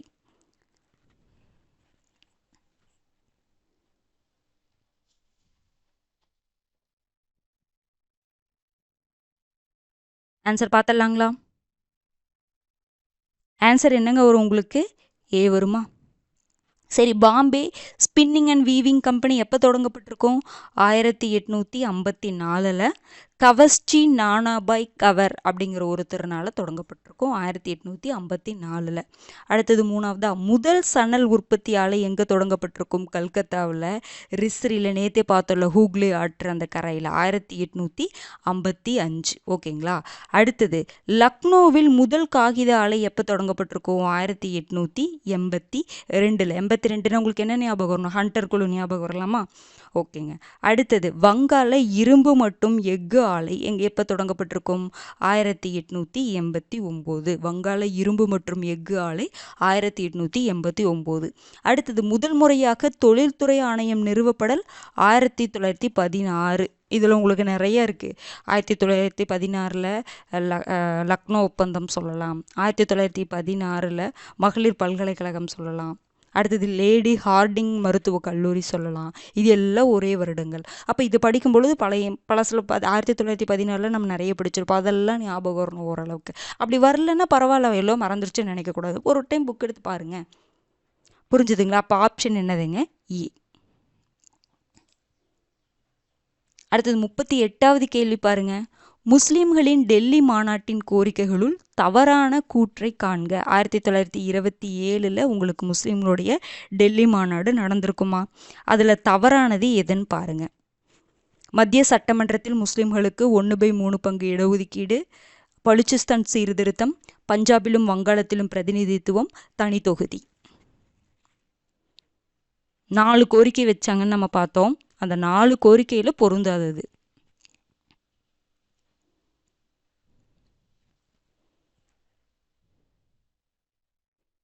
பார்த்திங்கன்னா மத்திய சட்டமன்றத்தில் முஸ்லீம்களுக்கு 33% இடஒதுக்கீடு வேணும்னு சொன்னாங்க. இது கரெக்டு தான். 1/3 ஒன்று தான், 33% ஒன்று தான். ஓகேங்களா? அடுத்தது பலுச்சிஸ்தான் சீர்திருத்தம், பலுச்சிஸ்தான் மற்றும் எல்லைகளை சீர்திருத்தம் பண்ணணும்னு சொன்னாங்க. இதுவும் கரெக்டு தான். அடுத்தது பஞ்சாபிலும் வங்காளத்திலும் பிரதிநிதித்துவம் வேணும்னு சொன்னாங்க. இதுவும் கரெக்டு தான். தனி தொகுதி அப்படிங்கிறது அவங்களோட கோரிக்கை தான். ஆனால் இந்த டெல்லி மாநாட்டில் இது என்ன சொன்னாங்கன்னா, ஒரு கோரிக்கை இருக்குது. 4 கோரிக்கை சொன்ன இல்லைங்களா? இன்னொரு கோரிக்கை என்னன்னா, பம்பாயிலிருந்து சிந்து பகுதியை பிரிக்கணும்னு சொல்லியிருப்பாங்க. இதுதான் 4 கோரிக்கை. புரிஞ்சுதுங்களா? என்னென்ன கோரிக்கை? மத்திய சட்டமன்றத்தில் முஸ்லீம்களுக்கு 33% இடஒதுக்கீடு வேணும், பலுச்சிஸ்தான் மற்றும் எல்லைகளை சீர்திருத்தம் பண்ணணும், பஞ்சாபிலும் வங்காளத்திலும் தங்களுக்கு பிரதிநிதித்துவம் வேணும், பம்பாயிலிருந்து சிந்து பகுதியை பிரிக்கணும். இதுதான் 4 கோரிக்கையை வச்சுருப்பாங்க. இந்த 4 கோரிக்கையை நீங்கள் ஏற்கலை அப்படின்னா நாங்கள் தனி தொகுதின்னு கேட்குறோம் பார்த்தீங்களா, அதை நாங்கள் கைவிட மாட்டோம் அப்படின்னு சொல்லியிருப்பாங்க. ஓகேங்களா? இதில் கோரிக்கையை அவங்க தனி தொகுதியை வைக்கல. அவங்க என்ன சொன்னாங்கன்னா, இந்த 4ஐயும் நீங்கள் நிறைவேற்றலை அப்படின்னா நாங்கள் தனி தொகுதின்னு கேட்டு போராடிட்டு இருக்கிறோம் பார்த்தீங்களா, அதை கைவிட மாட்டோம் அப்படின்னு சொல்லியிருப்பாங்க. அப்போ இதுதான் தவறு. Option D. அடுத்தது 39வது கேள்வி பாருங்க. பெண்களுக்கான குறைந்தபட்ச திருமண வயதை 18ஆக நிர்ணயித்த சட்டம் எது? உள்நாட்டு திருமண சட்டம் 1872, திருமண வயது சட்டம் 1846, இந்து திருமண சட்டம் 1955, சாரதா சட்டம் 1930. இதுக்கு ஆன்சர் உங்களுக்கு போன கொஸ்டினுக்கு 38க்கு ஆன்சர் உங்களுக்கு டிங்க. ஓகேங்களா? அதுதான் தவறானது, பார்த்துக்கோங்க.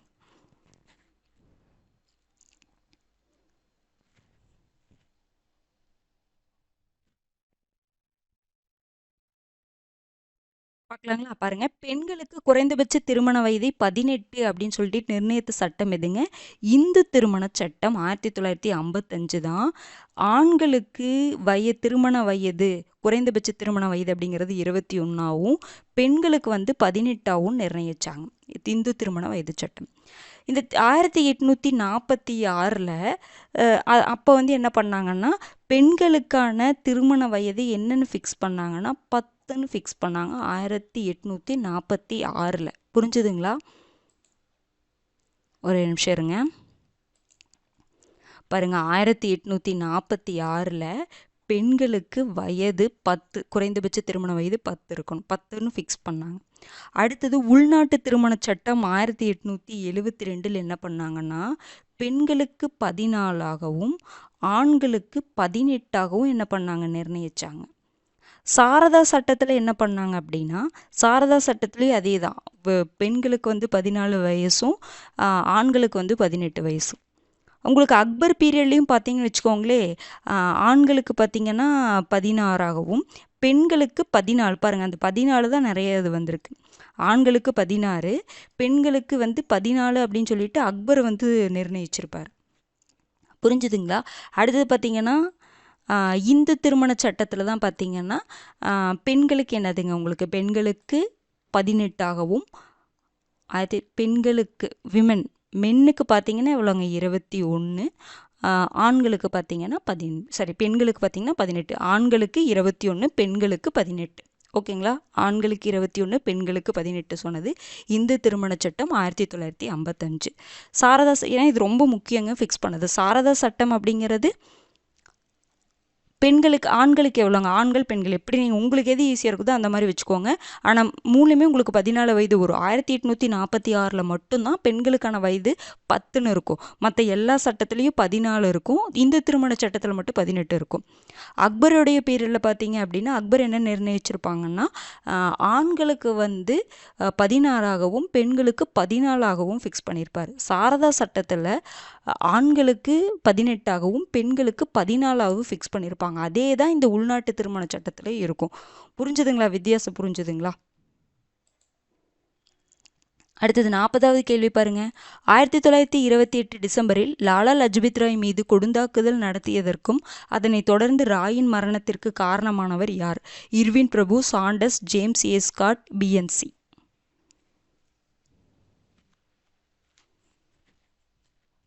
ஆன்சர் என்னங்க வரும்? 1928 பார்த்தீங்கன்னா டிசம்பரில் லாலா லஜபத் ராய் மேலே ஒருத்தர் கொடுந்தாக்குதல் நடத்தியிருப்பார். அதற்கு பிறகு சிறிது காலத்திலேயே வந்து லாலா லஜபத் ராய் வந்து இறந்துருப்பார்.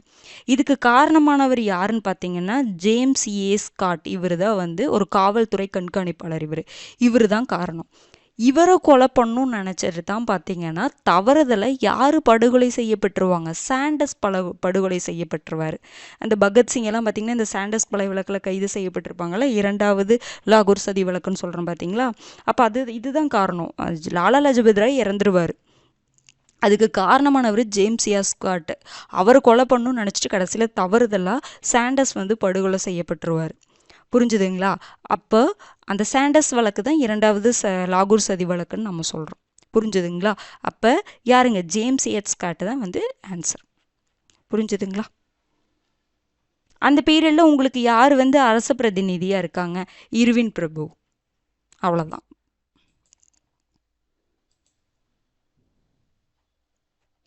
அடுத்தது 41வது கேள்வி பாருங்க. நகராட்சிகள் வகுப்புவாத அடிப்படையில் அமைக்கப்பட்டதை நடைமுறை செயல்பாடுகளுடன் விளக்கியவர் யார்? லாலா லஜபத் ராய், லால்சந்த், ஜவஹர்லால் நேரு, வி.டி. சவர்கர்.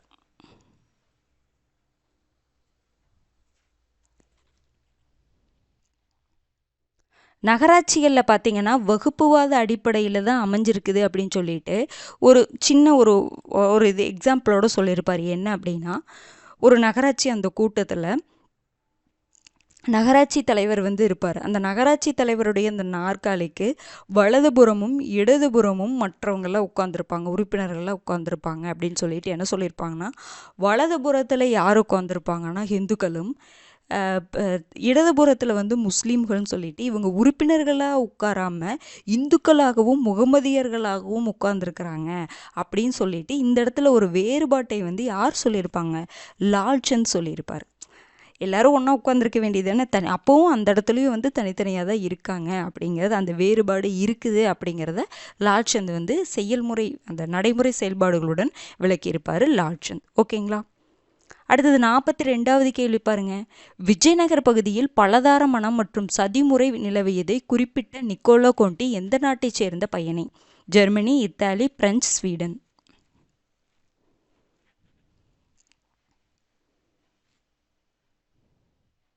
ஆன்சர் என்னங்க வரும்? விஜயநகர பகுதியில் பலதார மனம் இருந்துச்சாமா. அடுத்தது சதிமுறையும் அங்கே என்ன பண்ணியிருக்காங்க? ப்ராக்டிஸ் பண்ணியிருக்காங்க. இது இருந்துச்சு அப்படின்னு சொல்லிட்டு குறிப்பிட்டவர் யாருன்னு பார்த்தீங்கன்னா நிக்கோலோ கோண்டி. இவர் எந்த நாட்டை சேர்ந்தவர் அப்படின்னு பார்த்தீங்கன்னா இட்டாலி. ஓகேங்களா, பார்த்துக்கோங்க. அடுத்தது 43வது கேள்வி பாருங்க. பின்வரும் கூற்றுகளில் தவறானவற்றை காண்க. பகத்சிங் 33 ஆண்டுகளை வாழ்ந்தார். கான்பூர் சதி வழக்கில் குற்றம் சாட்டப்பட்ட 13 பேரில் கடைசியாக எஞ்சியிருந்த நால்வர் பட்டியலில் சிங்காரவேலரும் ஒருவர். நால்வர் பட்டியலில் சிங்காரவேலரும் ஒருவர்.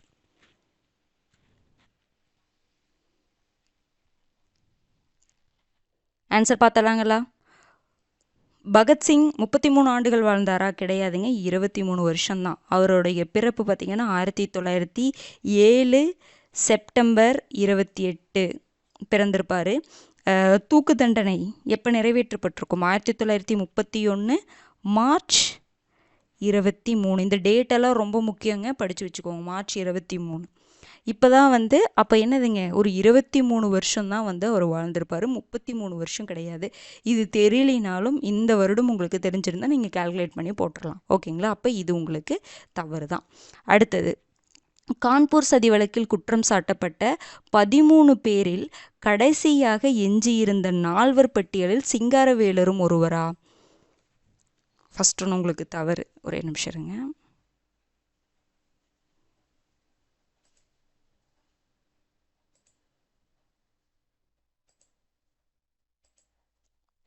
பாருங்க, பகத்சிங் இருக்கார் பார்த்தீங்களா, இது தவறு. 33 வருஷம் அப்படிங்கிறது தவறு.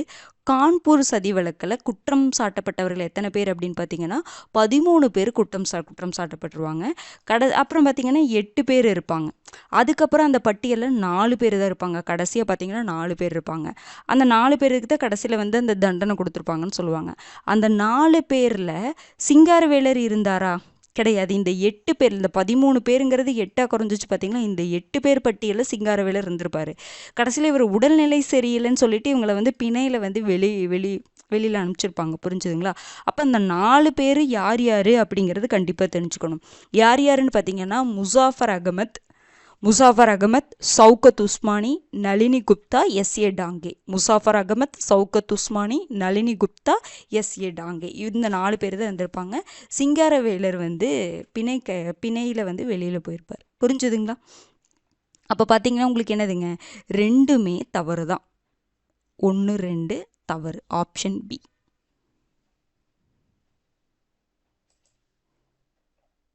அடுத்தது 44வது கேள்வி பாருங்க. பண்டைய மதங்களை புத்துயிர்ப்பு செய்து வலுப்படுத்தி உயர்த்துவதே இந்தியர்களின் முதற் பணி என்று குறிப்பிட்டவர் யார்? அன்னி Besant, Lala Lajpat Rai, Lalchand, Jawaharlal Nehru.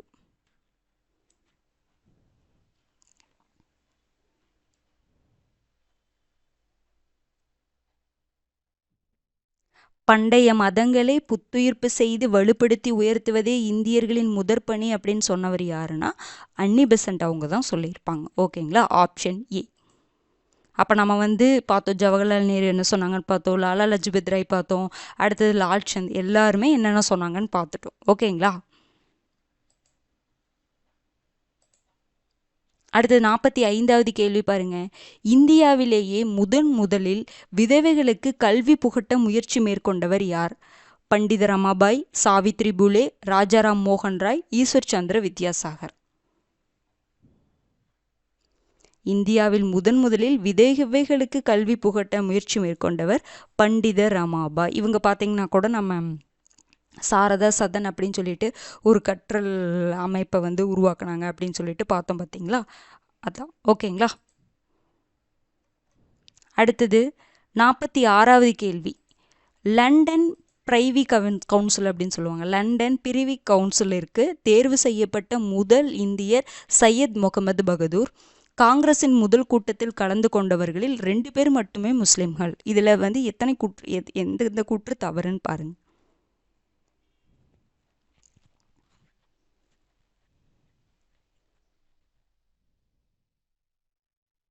Answer பார்த்தலாங்களா? London privy கவுன்சிலுக்கு தேர்வு செய்யப்பட்ட முதல் இந்தியர் சையத் முகமது பகதூர் கிடையாது, சையத் அமீர் அலி. ஓகேங்களா, சையத் அமீர் அலி தான் வருவார். அப்போ இது தவறு. அடுத்தது, காங்கிரஸின் முதல் கூட்டத்தில் எத்தனை பேர் கலந்துருப்பாங்க? 72 பேர் கலந்துருப்பாங்க. அதில் 22 பேர் சென்னை மாகாணத்தை சேர்ந்தவங்க, அதில் 2 பேர் வந்து முஸ்லீம். ஓகேங்களா, அப்போ இது கரெக்டு தான். மொத்தமாக 72 பிரதிநிதிகளில் 2 பேர் மட்டும்தான் முஸ்லீம் காங்கிரஸின் முதல் கூட்டத்தில். ஓகேங்களா, அப்போ உங்களுக்கு என்னதுங்க, 1 மட்டும்தான் தவறு, ஆப்ஷன் ஏ.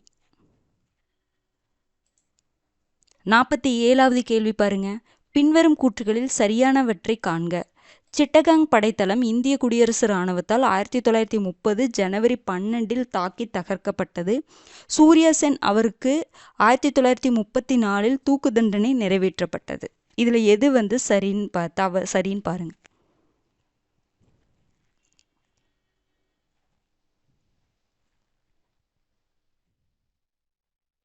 ஆன்சர் பார்த்தலாங்களா? சிட்டகாங் படைத்தளம் இந்திய குடியரசு இராணுவத்தால் எப்போ தாக்கப்பட்டது? நம்ம இப்போ தானே பார்த்தோம், 1930 ஏப்ரல் 18. அதே மாதிரி ஏப்ரல் 8 1929 பகத்சிங் வந்து சட்டமன்றத்தில் குண்டு போட்டிருப்பாங்க, பார்த்தோம் பார்த்தீங்களா? 1930 ஏப்ரல் 18 தாக்கி தகர்க்கப்பட்டிருக்கும் சிட்டகாங் படைத்தளம். அதே மாதிரி பார்த்தீங்கன்னா 1934 ஜனவரி 12 அப்படிங்கிறது என்ன டேட்டுனா, சூர்யா சென் அவருக்கு வந்து 1934 ஜனவரி 12 தூக்கு தண்டனை நிறைவேற்றப்பட்டிருக்கும். அப்போ இரண்டுமே சரி, இரண்டுமே தவறு. 34 தூக்கு தண்டனை நிறைவேற்றப்பட்டது, இது கரெக்டு தான். ஓகேங்களா, அப்போ என்னதுங்க உங்களுக்கு சரி, 2 மட்டும்தான் சரி. 1934 தூக்கு தண்டனை நிறைவேற்றப்பட்டிருக்கும். புரிஞ்சுதுங்களா? அந்த டேட்டு ஜனவரி 12. ஏப்ரல் 18 1930 அந்த சிட்டகாங் படைத்தளம் தாக்கப்பட்டிருக்கும். எது எப்போ தாக்கப்பட்டது, எப்போ அரெஸ்ட் பண்ணப்பட்டாங்க, எப்போ தூக்கு தண்டனை நிறைவேற்றப்பட்டது அப்படிங்கிற டேட்டு முதற்கொண்டும் கண்டிப்பாக பார்த்து தான் ஆகணும். இந்திய ஊழியர் சங்கம் தொடங்கப்பட்ட ஆண்டு 1914, 1889, 1905, 1907.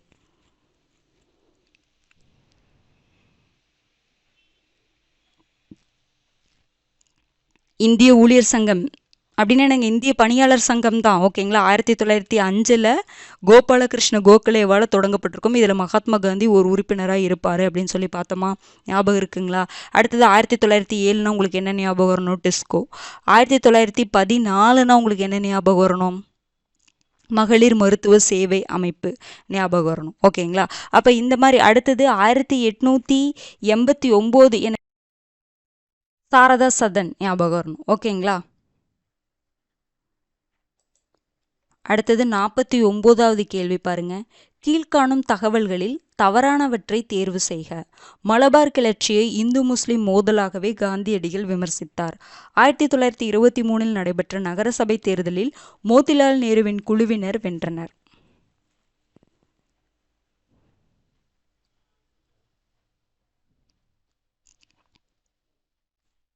ஆன்சர் பார்த்தலாங்களா? மலபார் கிளர்ச்சி 1921 இந்து முஸ்லிம் மோதலாகவே காந்தியடிகள் விமர்சித்தாரா? கரெக்டு தான். 1923 நகரசபை தேர்தல் நடந்திருக்கும். அதில் மோதிலால் நேரு ஒரு அணி, மதன் மோகன் மாளவியா ஒரு அணி. அதில் யார் வின் பண்ணியிருப்பாங்க? மோதிலால் நேருவின் குழுவினர் தான் வின் பண்ணியிருப்பாங்க. இது கரெக்டு தான். அப்போ உங்களுக்கு என்னதுங்க, 1, 2 சரி, எதுவுமே தவறு கிடையாது. ஓகேங்களா, அடுத்தது 50வது கேள்வி பாருங்க. பெங்கால் நிலக்கரி நிறுவனம் 1843 யாரால் நிறுவப்பட்டது? தேவேந்திரநாத் தாகூர், ரவீந்திரநாத் தாகூர், துவாரகாநாத் தாகூர், எதுவும் இல்லை.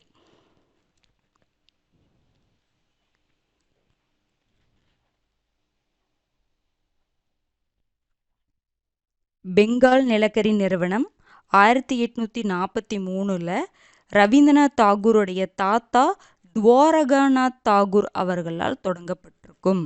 ஓகேங்களா, ராய்கஞ்ச் அப்படிங்கிற இடத்துல தொடங்கப்பட்டிருக்கும். ஓகேங்களா, 1843 வருடம். நல்லா பார்த்துக்கோங்க.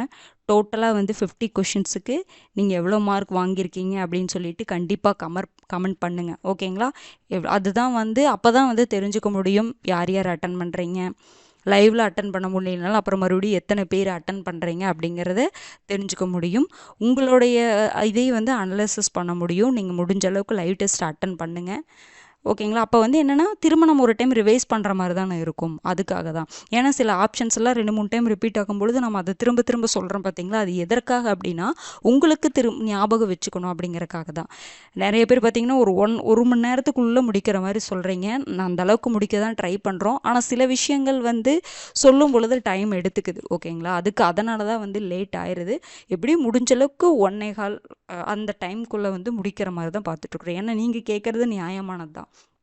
ஏன்னா நீங்கள் படிக்கணும்ல, படிக்கிறதுக்கும் டைம் இருக்குது. ஆனால் ரொம்ப கம்மி பண்ணோம் அப்படின்னா நம்ம சில விஷயங்கள் சொல்ல முடியாமல் போயிடும். இது ஒரு ரிவிஷனாக எடுத்துக்கோங்க. நீங்கள் ஏதாவது வேலை செஞ்சுக்கிட்டே கூட இந்த டெஸ்ட் அப்படியே காதில் கேட்டுட்டு கூட அப்படியே ஆன்சர் பண்ண முடிஞ்சால் பண்ணுங்கள். அந்த மாதிரி டைம் கிடைக்காதவங்களை நான் சொல்கிறேன், அந்த மாதிரி பண்ணுங்கள். ஏன்னா நம்ம ரொம்ப டைம் கூட ஒரு மணி நேரம் ஓகே தான். ஓகேங்களா? அதற்கு ஒரு 1.25 மணி நேரம் கொஞ்சம் ஒரு முன்ன பின்ன 10 நிமிஷம் 1/4 மணி நேரம் உங்களுக்கு அதிகமாக ஆகும். ஏன்னா நம்ம சில விஷயங்கள் சொல்லணும்ல, சொல்லாமையும் போக முடியாது. ஏன் தவறு அப்படிங்கிறது சொல்லி தான் ஆகணும். ஸ்பீடாகவும் போக முடியாது, அதுக்குன்னு ரொம்ப லென்த்தாகவும் எடுத்துகிட்டு போக முடியாது. மீடியமாக கொண்டு போகணும். அதனால் கொஞ்சம் முன்ன பின்ன ஆகும். அதை கொஞ்சம் பார்த்துக்கோங்க. உங்களுடைய மார்க்கை கண்டிப்பாக கமெண்ட் பண்ணுங்கள். கொஷின்ஸ் எப்படி இருந்துச்சு, நீங்கள் என்ன கேர்லெஸ் பண்ணீங்க. ஒரு சிலர்லாம் ரெகுலராக போட்டுட்ருக்கீங்க. அவங்களுக்கு வாழ்த்துக்கள். என்ன தப்பு பண்ணேன், நான் எவ்வளோ மார்க் வாங்கியிருக்கேன் அப்படிங்கிறத ரெகுலராக போட்டுட்ருக்கீங்க. வாழ்த்துக்கள். ஏன்னா இதுதான் உங்களை அடுத்த கட்டத்துக்கு கொண்டு போகும். அடுத்தது நம்ம என்ன பண்ணலாம் அப்படின்னா, சரி இதில் நம்ம தப்பு பண்ணிட்டோம், இது நம்ம சரி பண்ணணும் அப்படிங்கிற ஒரு இது நமக்கு வரும். புரிஞ்சுதுங்களா? அதுக்காக தான் போட சொல்கிறது. நல்லா படிங்க, சந்தோஷமாக படிங்க. எப்போவுமே சொல்கிறது தான், சந்தோஷமாக படிங்க. இனி என்னங்க ஒரே ஒரு லைவ் டெஸ்ட் தான் இருக்குது ஐஎன்எம்மில். ஓகேங்களா? அதையும் வந்து அட்டன் பண்ணிவிட்டு நம்ம ப்ரீவியஸ் இயர் கொஷின் பேப்பரை டிஸ்கஸ் பண்ணலாம். அதோட உங்களுக்கு பார்த்திங்கன்னா ஐஎன்எம்மும் வந்து ஃபுல்லாகவே கம்ப்ளீட் ஆயிரும். ஐஎன்எம் படிக்கிறீங்க அப்படின்னா நம்ம ஹிஸ்ட்ரி இன்ஃபர்மேஷன்ஸ் பார்த்தோம், யூனிட் 8 பார்த்தோம், யூனிட் 9 எல்லாமே. ஐஎன்எம் அப்படிங்கிறது என்னது, எல்லாமே இருக்கிற மாதிரி தானே இருக்குது. எக்கனாமிக்ஸ் பார்க்கும் பொழுது நம்ம யூனிட் 9 எல்லாமே கலந்த மாதிரி தான் நம்ம பார்ப்போம். புரிஞ்சுதுங்களா? அப்படிங்கும் பொழுது நீங்கள் படிக்கிறது கண்டிப்பாக எப்போவுமே என்ன ஆகாது அப்படின்னா வீண் போகாது. நல்லா படிங்க. இப்போ ஹிஸ்ட்ரி ஐஎன்எம் 2 சேர்த்து வந்து பார்த்தீங்கன்னா உங்களுக்கு இப்போ குரூப் 1ல் 25 கொஷின் தான். அப்புறம் இதுக்கு அப்படிங்கெல்லாம் நீங்கள் யோசிக்காதீங்க. ஐஎன்எம்னா எல்லாமே ஒரு உள்ளே பாருங்கள், ஹிஸ்ட்ரி இன்ஃபர்மேஷன் எவ்வளோ வந்துச்சு யோசிச்சு பாருங்கள். அப்போது எல்லாமே கலந்து, எல்லா சப்ஜெக்ட்லேயுமே உங்களுக்கு எல்லாமே கலந்த மாதிரி இருக்கும். ஏதோ ஒரு இடத்துல உங்களுக்கு நீங்கள் படிக்கிறது கண்டிப்பாக ஹெல்ப்ஃபுல்லாக தான் இருக்கும்.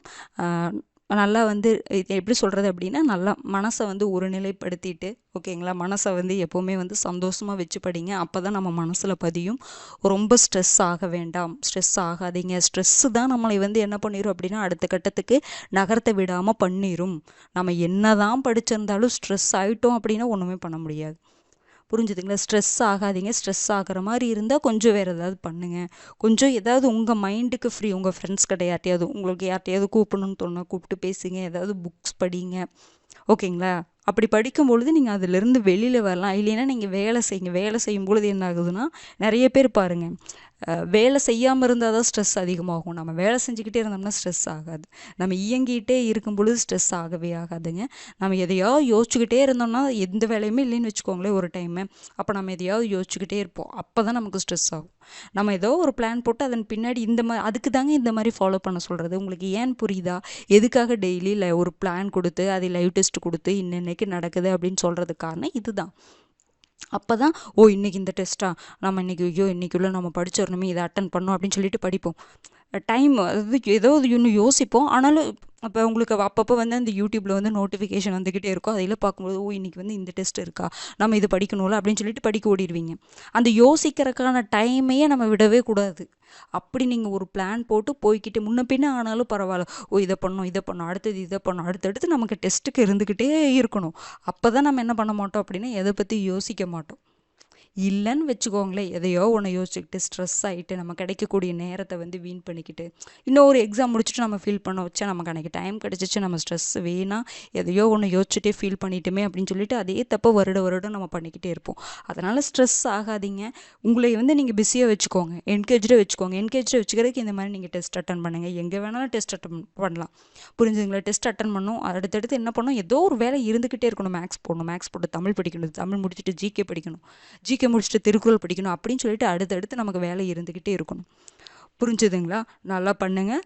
All the best. அடுத்த வீடியோவில் சந்திக்கலாம். நன்றி.